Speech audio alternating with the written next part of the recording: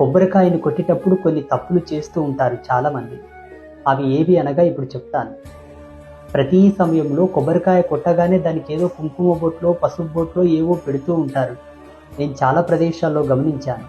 దయచేసి అలా పెట్టకండి. అది దోషభూయిష్టమైనది. పవిత్రమైన పూజల్లో, పుణ్యకార్యముల యందు, వ్రతముల యందు, నోముల యందు, యజ్ఞయాగాది క్రతువుల యందు, వివాహాది శుభకార్యాల్లో కొబ్బరికాయ కొట్టేటప్పుడు కూడా గంధం, కుంకుమ, పసుపు బొట్లు పెట్టకూడదు.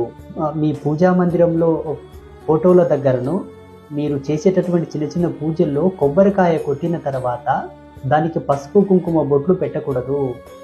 కొబ్బరికాయ కొట్టగానే దాంట్లో మీకు ఒక పువ్వు ఉంటే పువ్వు పెట్టండి, తులసి దళం పెట్టండి, మారేడు దళం పెట్టండి, లేదంటే కాసింత బెల్లమో పంచదారో పెట్టి భగవంతునకు నివేదనగా 3 సార్లు ఆగ్రాణం చేయండి. భగవంతునకు నివేదపూరితంగా చూయించండి.